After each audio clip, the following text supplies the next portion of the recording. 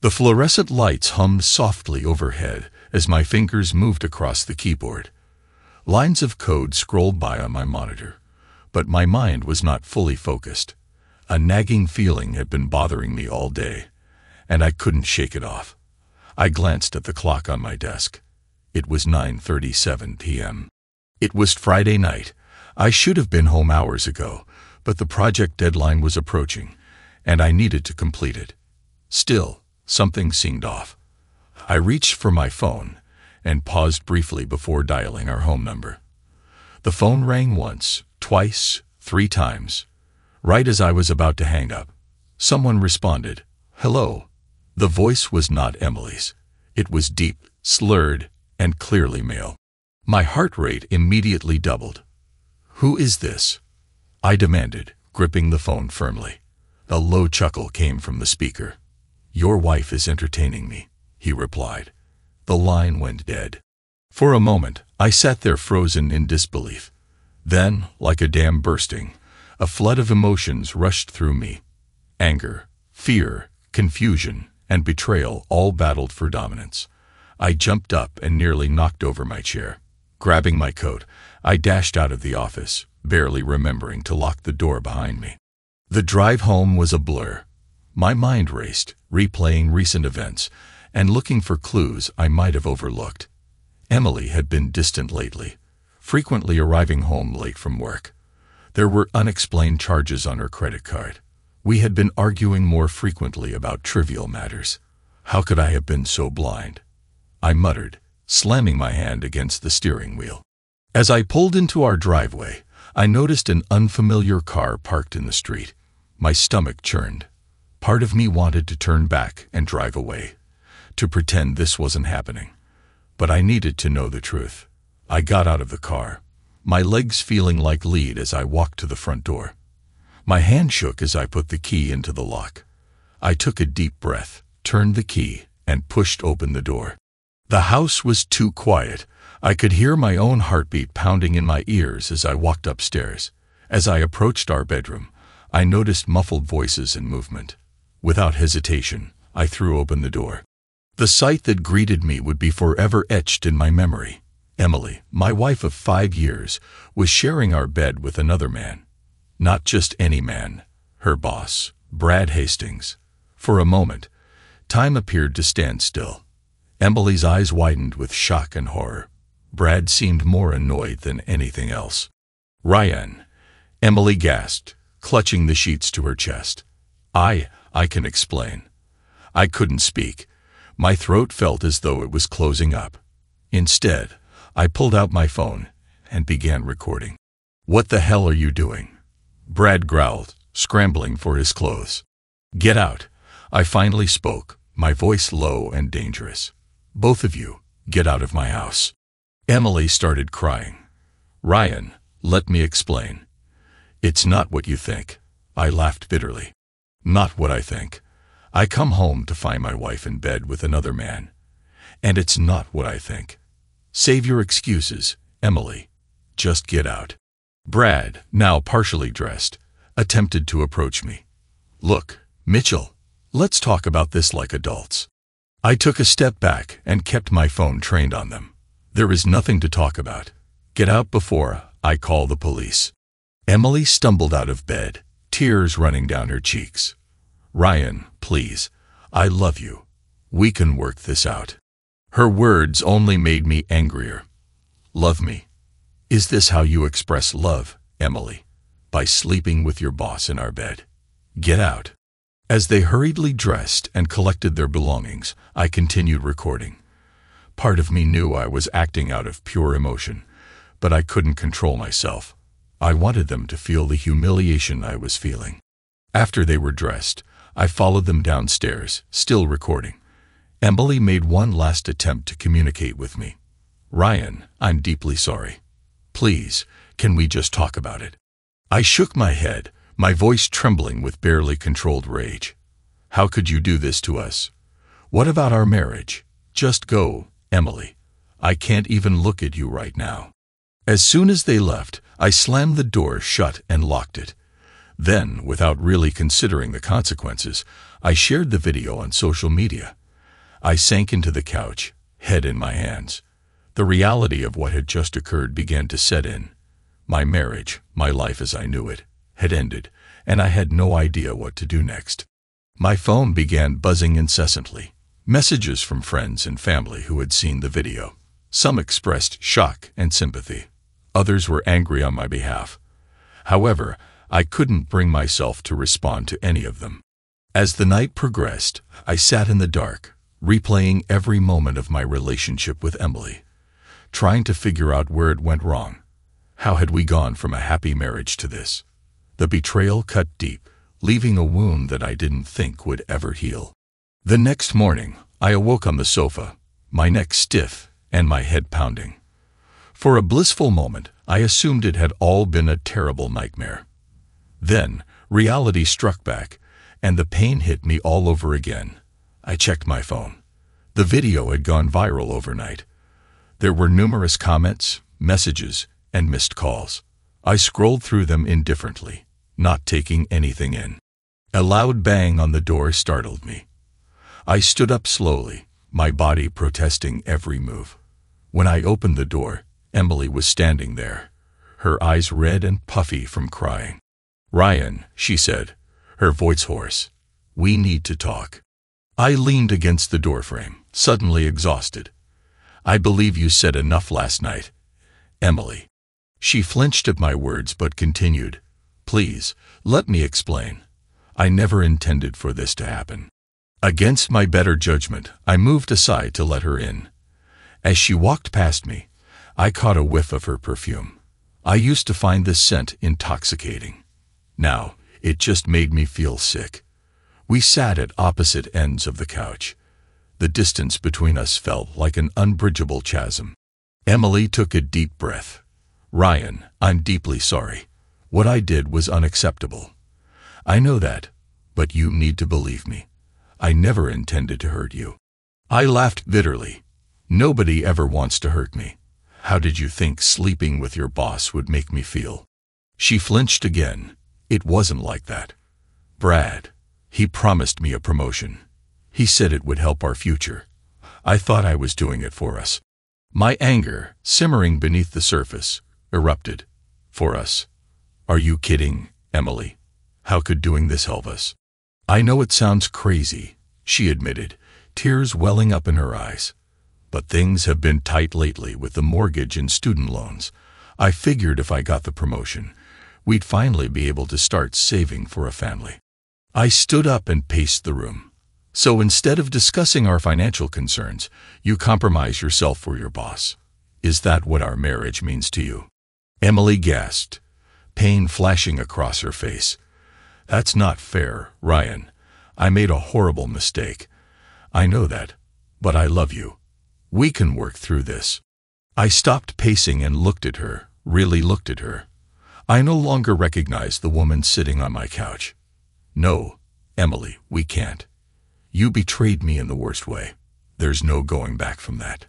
"Ryan, please," she begged, reaching out to me. "Don't throw away 5 years of marriage over one mistake."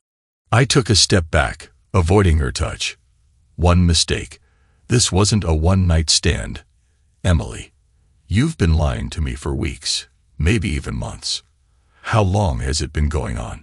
She looked away, unable to meet my gaze. "A few months," she whispered.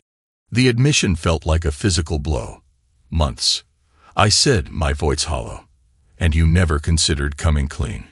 You never thought about how this would destroy me." "I wanted to tell you," she explained, "but I was afraid. Afraid of losing you. Afraid of destroying everything we built together." I shook my head, feeling a strange calm wash over me. "Well, congratulations, Emily. You've done exactly what you were afraid of. It's over." Her eyes widened with panic. "No, Ryan, please. We can seek counseling. I'll quit my job, cut all ties with Brad. Please, give me another chance." "Another chance? For what? To lie to me? To cheat on me again? No, Emily. I'm done. I want a divorce." The word lingered in the air between us, heavy and final. Emily broke down, sobbing uncontrollably. "Ryan, I'm begging you. Don't do this. I love you. I'll do anything to make things right." For a brief moment, I felt my resolve waver. A part of me wanted to comfort her, to hold her and pretend we could return to the way things were. But I knew we couldn't. The trust was gone, shattered beyond repair. "I think you should leave," I said, my voice surprisingly steady. "I'll have my lawyer contact you regarding the divorce proceedings." She stood up, her legs trembling. "This can't be how it ends, Ryan. Please, think about it. Take some time." I walked to the door and opened it. "Goodbye, Emily." As she walked past me, she paused. "I truly am sorry, Ryan. I hope one day you'll forgive me." I didn't respond. I simply closed the door behind her and leaned against it as her footsteps faded away. The house felt emptier than ever. I looked around at the life we had created together, the photos on the walls, the little knickknacks we had accumulated over time. Everything seemed to belong to someone else now. My phone vibrated again. It was a message from Brad. "Delete that video right away, or you'll regret it." I stared at the message, feeling a new wave of anger wash over me. Who did he think he was to threaten me? I typed a reply. "Go to hell, Brad. You reap what you sow." I hit the send button, and then blocked his number. I knew it wasn't over, that there would be consequences to my actions, but at the time, I didn't care. Let him make every effort. I had nothing more to lose. The following week passed in a blur. I filed for divorce, hoping to avoid dealing with the emotional fallout. My lawyer, a no-nonsense woman named Sarah, warned me that things could get messy. "Are you certain you want to go through with this?" she asked during our first meeting. "Infidelity can sometimes be resolved between couples." I shook my head firmly. "No, there is no going back. I want to get this over with as soon as possible." Sarah nodded and made a note in her file. "All right, but you should know about the video you posted. It could complicate matters. Mr. Hastings might use it against you." I leaned back in my chair, feeling a headache develop. Let him try. I'm not taking it down. As I exited Sarah's office, my phone rang. It was a message from my boss, Dave Coleman. "I need to see you in my office right away." A feeling of dread settled in my stomach. I'd been so preoccupied with my personal life that I hadn't thought about how this might affect my work. I went straight to the office, trying to prepare for whatever was coming. Dave was waiting for me when I arrived, his face grim. He motioned for me to take a seat. "Ryan," he began, cautiously neutral, "I'm sure you understand why I called you in." I nodded, not trusting myself to speak. Dave sighed and ran a hand through his thinning hair. "Look, I'm not here to judge your personal life, but I did see the video you posted. It's causing issues for the company." "Problems?" I echoed, feeling the surge of anger. I was betrayed, and now I'm causing problems. "I understand you're upset," Dave said, raising a hand. "However, we have a reputation to maintain. Clients are asking questions. It isn't good for business." I leaned forward, gripping the chair's arms. "So, Dave, what are you saying?" He refused to meet my gaze. "I apologize, Ryan, but we'll have to let you go." For a moment, I couldn't comprehend what he was saying. "Are you firing me because my wife cheated on me?" Dave slid a document across his desk. "Your contract allows for termination without cause. I'll offer a severance package, of course." I stared at the paper, feeling like I was in a twisted nightmare. "This is nonsense, Dave. I've dedicated 5 years to this company. My work has always been exceptional." "I know, Ryan, and I sincerely apologize, but the decision has been made. You can clean up your desk now or return after hours, whichever you prefer." I got up abruptly, my chair scraping against the floor. "I'll do it now." I didn't want to cause any more problems for the company. As I packed my belongings, my coworkers avoided eye contact and whispered amongst themselves. I felt like a pariah, branded by my own pain and anger. As I prepared to leave, Brad Hastings appeared at the doorway of my former office. He leaned against the frame with a smug expression on his face. "I warned you you'd regret it," he said, his voice so low that only I could hear. Something inside me snapped. Before I realized what I was doing, my fist hit his face. Brad stumbled backward, blood spurting from his nose. "You son of a—" I yelled, lunging for him again, but security had already arrived, grabbing my arms and pulling me back. Brad wiped the blood from his face, and his smug smile turned into a furious snarl. "You're done, Mitchell," he spat. "I'll make sure you never work in this industry again." As security led me out of the building, I could feel everyone's eyes on me. My coworkers, people I had considered friends, watching in stunned silence as I was led to the exit. Once outside, one of the security guards, Mike, whom I had always been friendly with, gave me a sympathetic look. "I'm sorry, man. For what it's worth, I believe you got a raw deal." I nodded, unable to respond. I watched as they carried my belongings to the car. As I drove away from the office for the last time, I felt as if I was watching someone else's life unravel in a matter of days. I felt the full weight of what had happened over the previous week. I'd lost my wife, my job, and my dignity. I pulled over on the side of the road, unable to see through the tears that finally flowed. I let out a primal scream of rage and pain, pounding my fists on the steering wheel until they ached. When I ran out of tears, I sat there, staring blankly at the road ahead. I had no idea what to do next or how to pick up the pieces of my shattered life. But one thing was certain: this wasn't over. Brad Hastings and Emily had taken everything from me, and I was going to make them pay for it. The days after my firing blurred together. I spent most of my time holed up in my apartment, blinds drawn, ignoring calls from concerned friends and family. The humiliation of losing everything burned like acid in my stomach. One morning, while scrolling mindlessly through social media, I came across a post that piqued my interest. It was a photograph of Brad Hastings at a charitable event, his arm wrapped around a petite blonde woman. The caption identified her as Jessica Hastings, his wife. I looked at the image, studying Jessica's expression. Her smile appeared forced, her eyes tired and sad.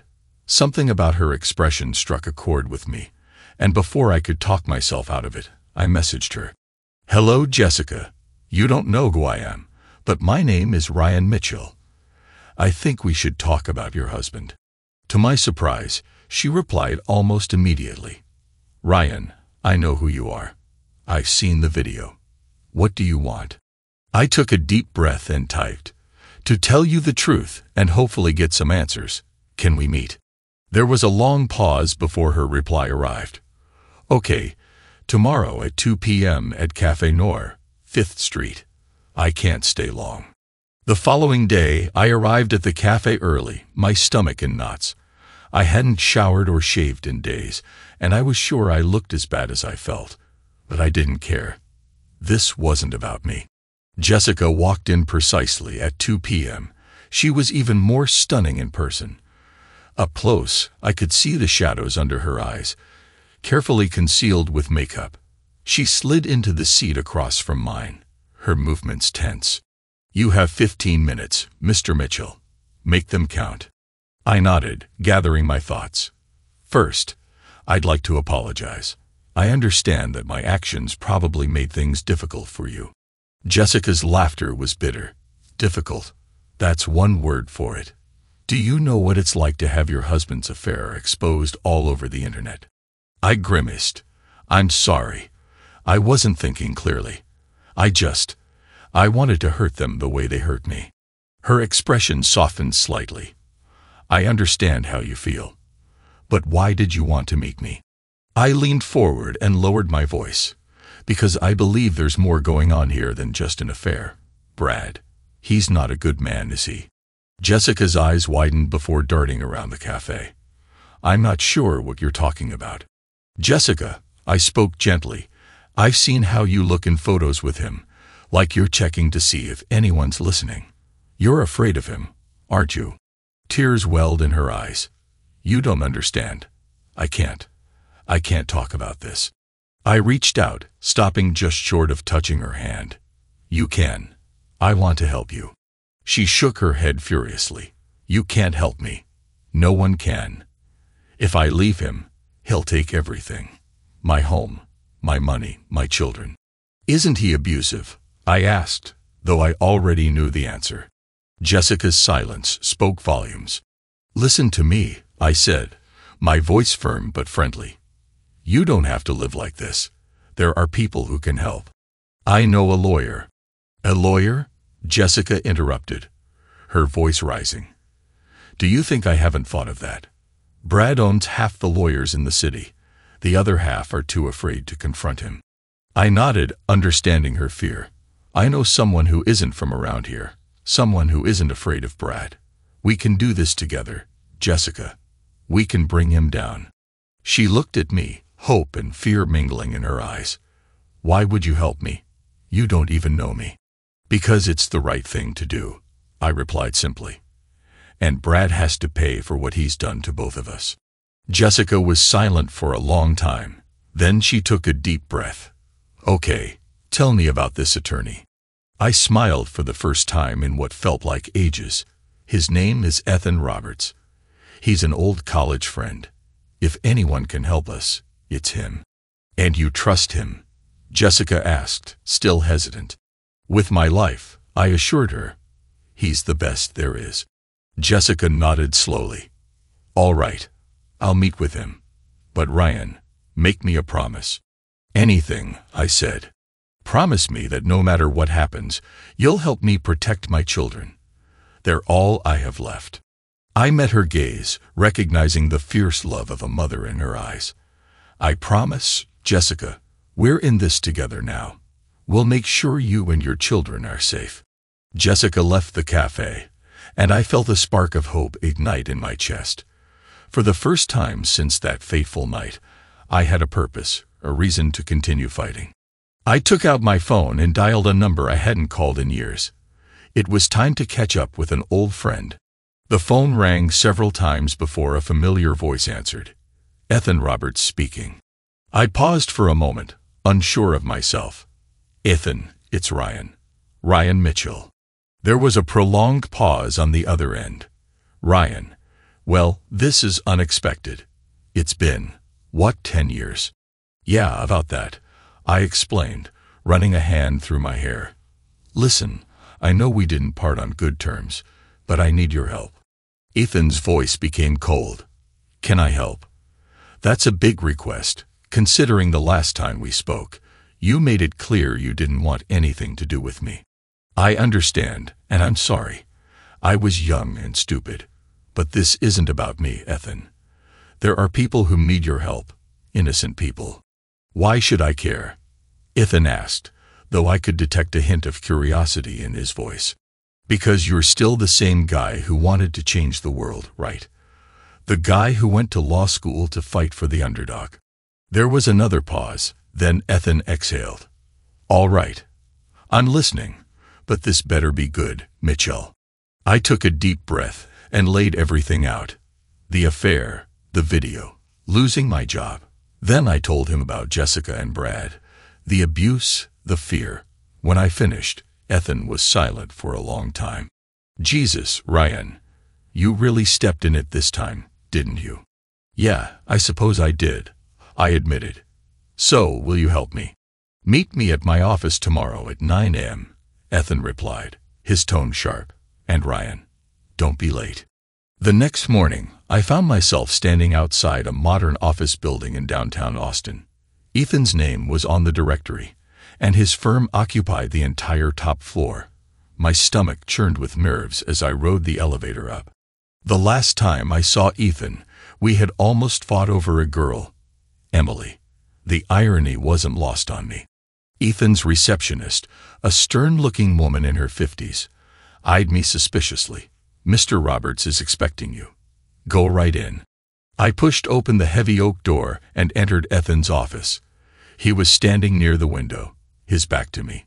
He had filled out since college, and his tailored suit made his lean frame look solid and imposing. You're on time, Ethan said, turning to face me. That's new. I managed a weak smile.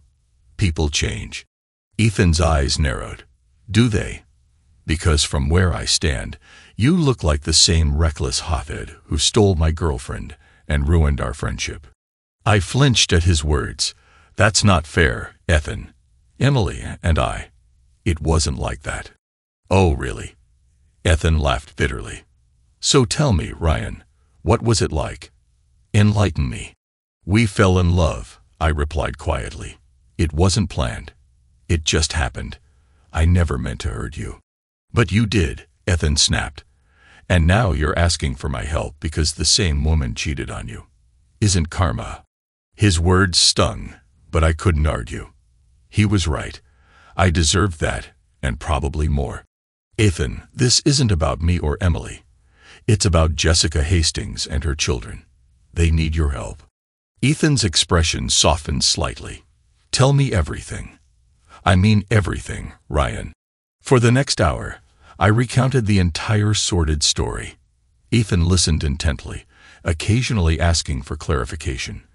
When I finished, he leaned back in his chair, his fingers steepled beneath his chin. Mitchell, you've gotten yourself into a really bad situation. I nodded, feeling the weight of everything bear down on me. I know, but I can't walk away. Not when I know what Brad is doing to Jessica and the kids.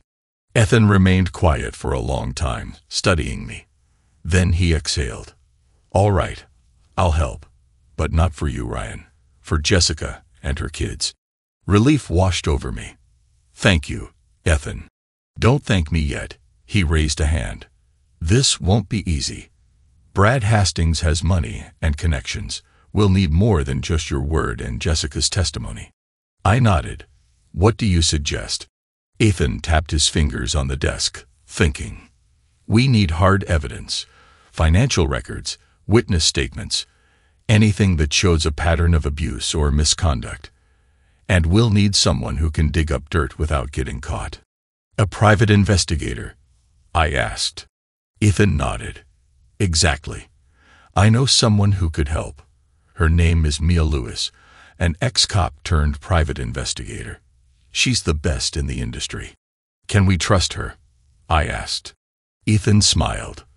Mia is as straight as they come, and she has a particular dislike for men who abuse their power. I felt a glimmer of hope. Okay, let's do this. As I stood to leave, Ethan called out, Ryan. I turned back. Yeah. His expression was unreadable. For whatever it's worth, I'm sorry about Emily. No one deserves that kind of betrayal. I swallowed hard, fighting back the emotions his words evoked. Thanks, Ethan. And I'm sorry for everything, too. He nodded, a ghost of a smile on his face. I know. Now let's go make that guy pay. I left Ethan's office feeling lighter than I had in weeks. We had a plan, we had hope, and just maybe, I had my old friend back. The following few weeks were a blur of activity. Ethan introduced me to Mia Lewis, a no-nonsense woman in her 40s with sharp eyes and an even sharper wit. So you're the one who caused trouble, she mentioned when we first met, sizing me up. I hope you're ready for what comes next. I nodded, attempting to convey more confidence than I felt. Whatever it takes to bring Brad down. Mia's smile was predatory. That's what I like to hear. Now, let's get to work. We created a makeshift command center in a rented office space. Ethan handled the legal strategy while Mia and I focused on gathering evidence. One afternoon, as I was poring over financial records that Mia had somehow obtained, she burst into the room, her eyes gleaming with excitement. I have something, she announced. 2 of Brad's former employees are willing to talk. They have stories that will make your hair curl. I leaped to my feet. That's great. When can we meet them? Mia raised a hand. Not so fast, hotshot. These individuals are scared. They're taking a significant risk by coming forward. This needs to be handled carefully. Ethan, who had been on the phone in the corner, hung up and joined us. Mia's right. We need to ensure these witnesses are protected. If Brad finds out, he could ruin their lives. I nodded, chastised. You're right. So, What's the plan? Ethan thought for a moment. We'll schedule a meeting somewhere neutral. I'll have a court reporter there to record official statements. Mia, could you please arrange security? She nodded. Already working on it. I've got a couple of former military buddies who owe me a favor. As they worked out the details, I felt a mix of excitement and trepidation. We were making progress, but each step felt like poking a sleeping bear. The day of the meeting came. We met in a small conference room at a rundown office building on the outskirts of town. Mia's security team scoured the premises for bugs before giving us the all-clear. The first witness, a woman named Sarah, appeared nervous but determined. I worked as Brad's assistant for 3 years. She began with a shaky voice. At first it was just inappropriate comments, standing too close. However, as Sarah recounted her experiences, the situation escalated. I felt sick to my stomach as she described Brad as a monster. The second witness, a man named Tom, told a different but equally damning story about how Brad used his power and position to terrorize his employees. Brad asked me to doctor financial reports, he said, his face pale. He was embezzling money from the company and transferring it to offshore accounts. Ethan leaned forward, his gaze intense. Do you have proof of this? Tom nodded, pulling out a USB drive. Everything's on here. I kept copies as insurance.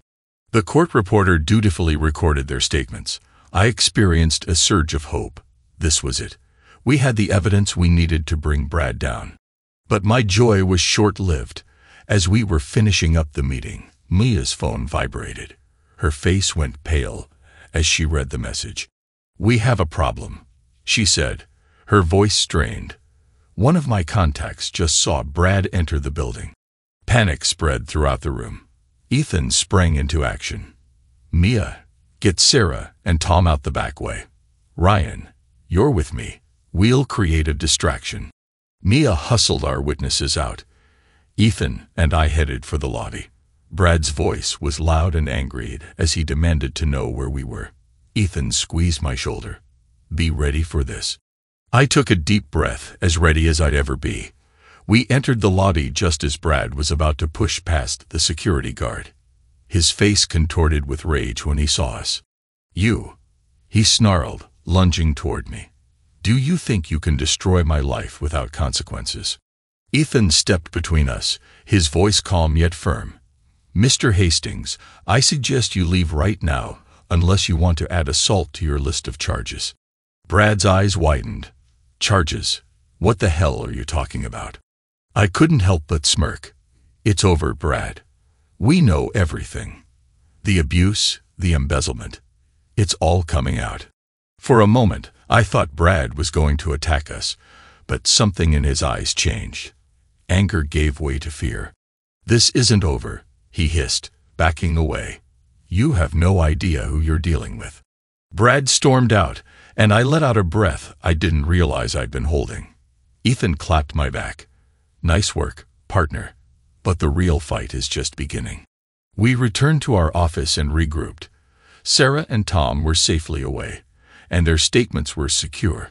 We had financial records, witness testimony, and an increasing amount of evidence against Brad. As we sat around the table, exhausted but exhilarated, I looked at my unlikely teammates. Mia, Ethan, the tough-as-nails detective, and Jessica and her children were counting on us to deliver justice. So, what happens next? I asked. Ethan's smile was grim but determined. Now we prepare for war.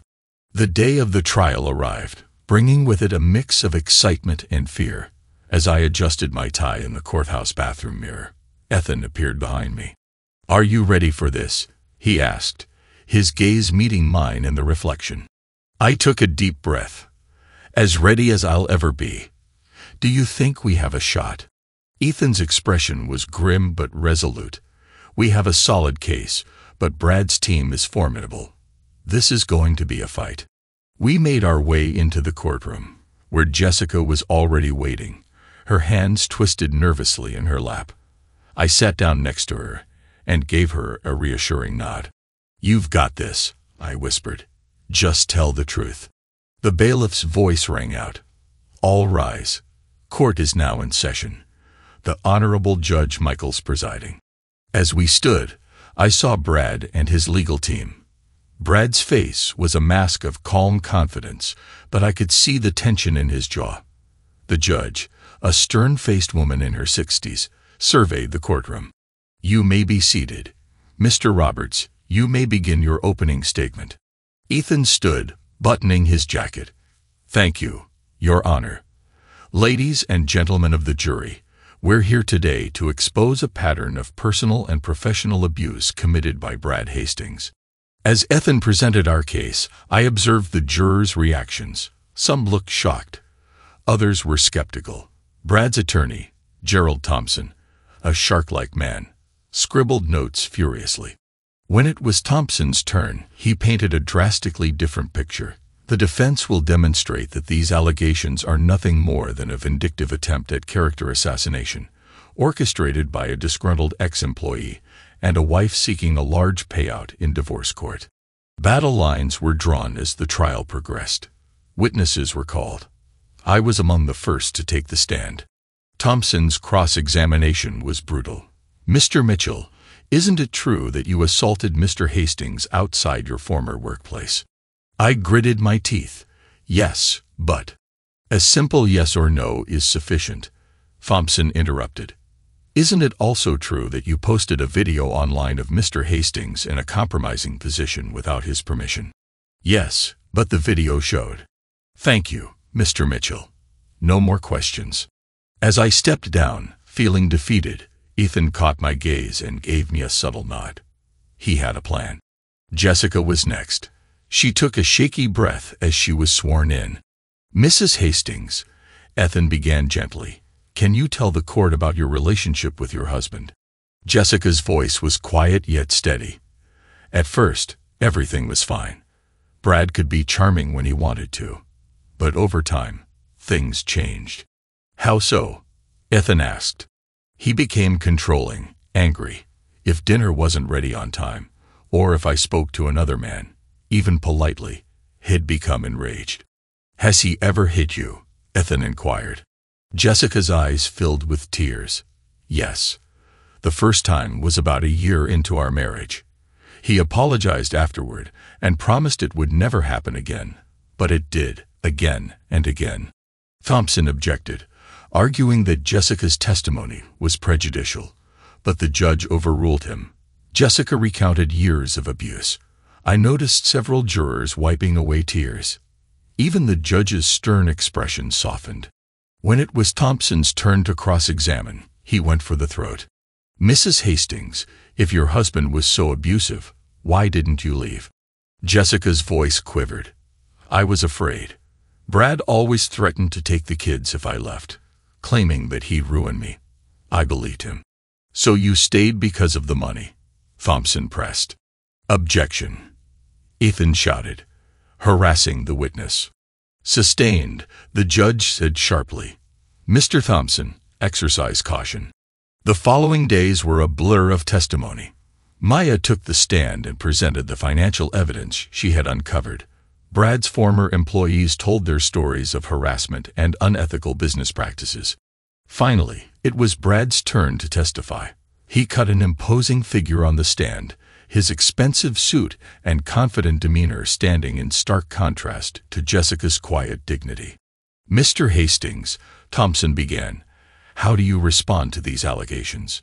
Brad's voice was smooth as oil. Their statements are completely false. I've always treated my wife and employees with respect.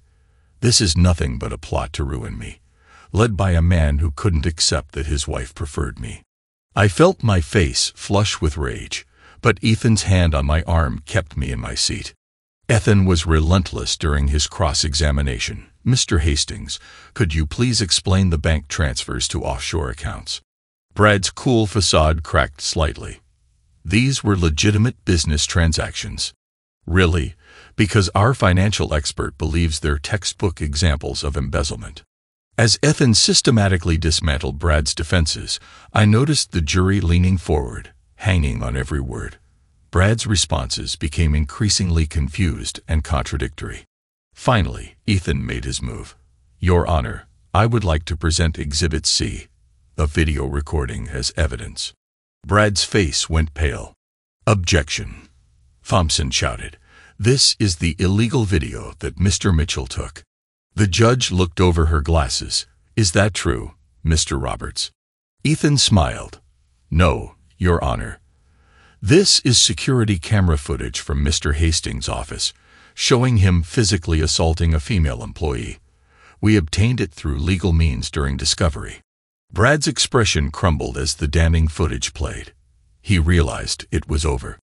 Ethan delivered an eloquent and passionate closing argument. "Ladies and gentlemen of the jury, you have heard overwhelming evidence of Mr. Hastings' pattern of abuse, both personally and professionally. It's time to hold him accountable." Thompson's closing seemed weak in comparison, full of deflection and attempts to discredit witnesses. As the jury began to deliberate, Ethan turned to face me and Jessica. "Now, we wait." The jury deliberated for less than 2 hours. When we returned to the courtroom, my heart pounded so hard I could barely hear the judge ask for the verdict. The foreman spoke. "On the charge of domestic abuse, we find Brad Hastings guilty. On the charge of embezzlement, we find the defendant guilty." A collective gasp echoed through the courtroom. Jessica burst into tears beside me, and I felt my own eyes well up. The judge's voice cut through the confusion. "Mr. Hastings, please rise for sentencing." Brad stood, his face ashen. "Bradley Hastings, this court sentences you to 5 years in prison for embezzlement. In addition, you will pay your company $2.5 million in restitution. The domestic abuse charges will result in a 3-year concurrent sentence.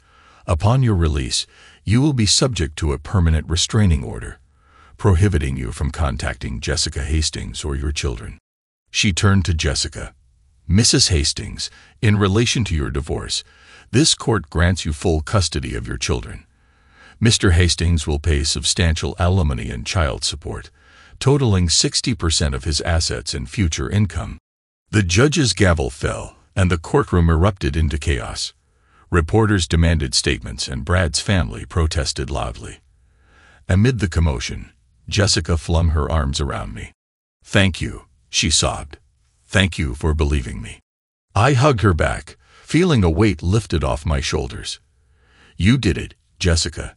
You were brave enough to confront him." As the bailiffs escorted Brad away, I caught his eye. His defeated expression was almost pitiful. I approached him, ignoring the protests of his lawyer. "You did this to yourself, Brad," I said quietly. "I simply exposed the truth." He glared at me but said nothing as he was led out. Ethan clapped my back. "We did it, partner. Justice was served." But the victory was bittersweet. As we exited the courthouse, I saw Emily standing by the stairs. She looked small and lost, a far cry from the confident woman I had married. "Ryan," she called out hesitantly, "can we speak?" I sighed and motioned for Ethan and Jessica to go on without me. "What is it, Emily?" She wrung her hands nervously. I wanted to apologize for everything. What I did was unforgivable." "You're right," I said flatly. It was. Tears streamed down her face. "I understand, but I want you to know that I never stopped loving you. What I did with Brad was a mistake, the biggest mistake of my life." I felt a twinge of sympathy, but it was overshadowed by the memories of her betrayal. "I'm sorry, Emily, but this doesn't change anything. Our divorce is finalized. It's over." She nodded and wiped her eyes. "I understand. I hope one day you'll forgive me." I watched her walk away, feeling as though a chapter of my life had come to an end. It hurt, but it was also liberating. The next few weeks were hectic. My divorce from Emily was finalized, and according to the judge's ruling, she received half of everything. The media coverage of Brad's trial made finding work in Austin nearly impossible. Every potential employer recognized me as the guy from the viral video. One night, as I sat in my half-empty apartment, surrounded by moving boxes, Ethan came by with a six-pack of beer. "So, what's next for you?" he asked, passing me a bottle. I shrugged. "I honestly have no idea. There's nothing left for me here." Ethan took a long swig from his beer. "You know, I have a buddy in Denver who runs a tech startup. They're always looking for good engineers." I raised an eyebrow. "Denver? Why not? A fresh start in a new city might be exactly what you need." For the first time in months, I had a glimmer of hope. As I reflected on it, I said, "You know what? Maybe you're right." Ethan grinned. "Of course I'm right. I'm always right. It's why I'm such an effective lawyer." I laughed and threw a crumpled napkin at him. "And so humble, too."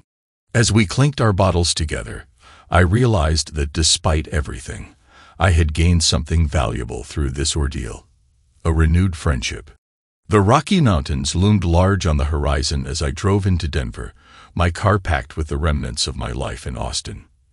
The air felt different here, cleaner, somehow. Or maybe that was just my imagination, fueled by the promise of a new beginning. My first stop was the office of Mile High Tech, the startup Ethan's friend ran. The receptionist, a cheerful woman named Linda, greeted me warmly. "You must be Ryan.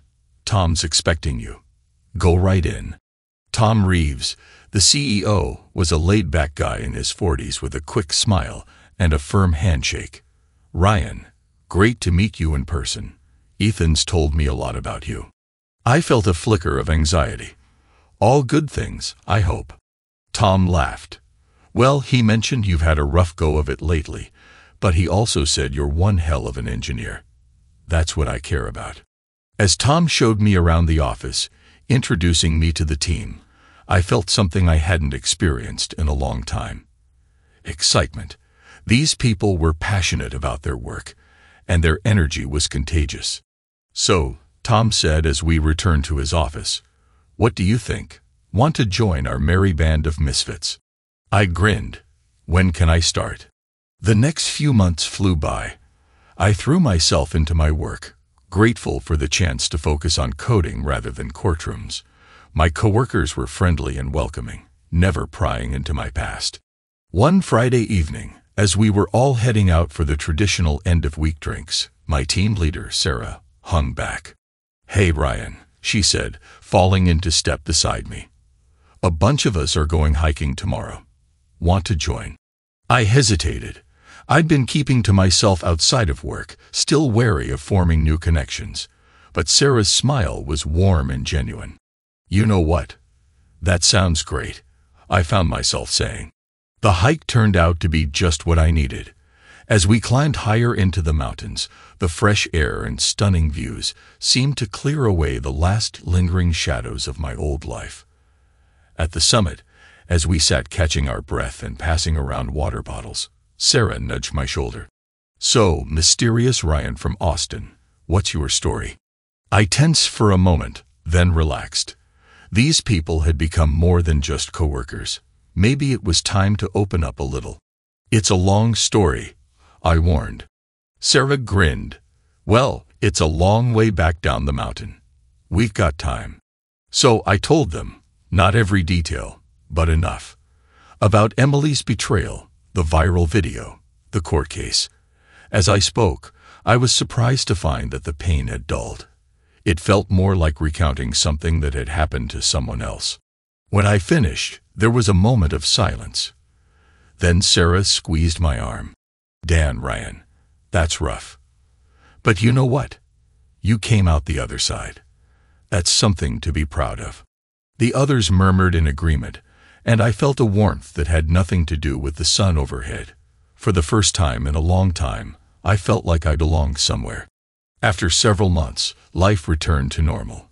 I had found an apartment with a view of the mountains, joined a local rock climbing gym, and even began dating again, casually. Then, one morning, I got a letter with an Austin postmark. When I saw Jessica's name on the return address, my heart skipped a beat, and my hand shook slightly as I opened it. "Dear Ryan, I hope you're well. I've been wanting to write for a while, but I wanted to wait until I had some good news to share. First and foremost, I'd like to thank you again for everything you've done for me and my children.